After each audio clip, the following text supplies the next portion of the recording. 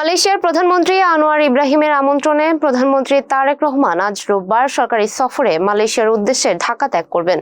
সফরের প্রথম ধাপ শেষে তিনি চীনের প্রধানমন্ত্রী লি কিয়াং এর আমন্ত্রণে সরাসরি চীন সফরে যাবেন। চলতি বছরের ফেব্রুয়ারিতে সরকার গঠনের পর এটি প্রধানমন্ত্রীর প্রথম বিদেশ সফর। পররাষ্ট্র মন্ত্রণালয়ের মতে এ সফর বাংলাদেশের অর্থনৈতিক অংশীদারিত্ব সম্প্রসারণ, বিদেশি বিনিয়োগের আকর্ষণ এবং আঞ্চলিক সংযোগ জোরদারের ক্ষেত্রে গুরুত্বপূর্ণ কূটনৈতিক উদ্যোগ হিসেবে বিবেচিত হচ্ছে। একই সঙ্গে মালয়েশিয়া ও চীনের সঙ্গে বিদ্যমান সম্পর্ককে আরও গভীর ও বহুমাত্রিক করার সুযোগ তৈরি করবে এই সফর উপলক্ষে আয়োজিত সংবাদ সম্মেলনে পররাষ্ট্রমন্ত্রী আসাদ আলম সিয়াম জানান, চীন সফরকালে বাংলাদেশ ও চীনের মধ্যে 13টি সমঝোতা স্মারক, 2টি চুক্তি এবং একটি পরিকল্পনা, একটি প্রটোকল সহ মোট 15 থেকে 17টি দ্বিপাক্ষিক দলিলে সই হওয়ার সম্ভাবনা রয়েছে।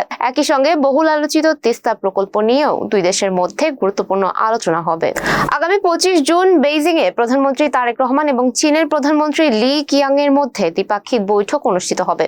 পরদিন তিনি চীনের প্রেসিডেন্ট শি জিনপিং এর সঙ্গে সৌজন্য সাক্ষাৎকার করবেন। বৈঠকগুলোতে বাণিজ্য, বিনিয়োগ, অবকাঠামো উন্নয়ন, প্রযুক্তি স্থানান্তর এবং উন্নয়ন সহযোগিতার বিভিন্ন বিষয়ে গুরুত্ব পাবে বলে ধারণা করা হচ্ছে। এতক্ষণ সঙ্গে ছিলাম আমি সুমাইয়া হক তনি। নিউজ ফ্ল্যাশ 71 এর সাথে থাকার জন্য ধন্যবাদ।